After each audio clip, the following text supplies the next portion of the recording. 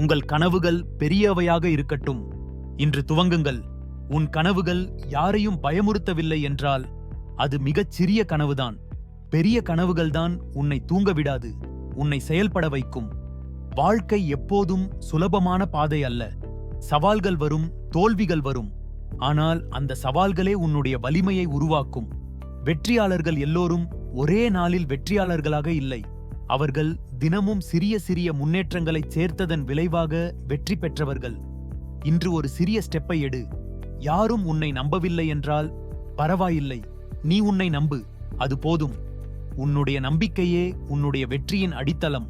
கனவுகளை எழுதி வைத்துக்கொள். நாள்தோறும் அதை நினைவுபடுத்து. திட்டமிட்டு செயல்படு.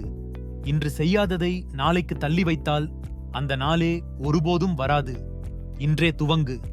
உன் கனவுகள் இன்று உன்னை சோதிக்கலாம்.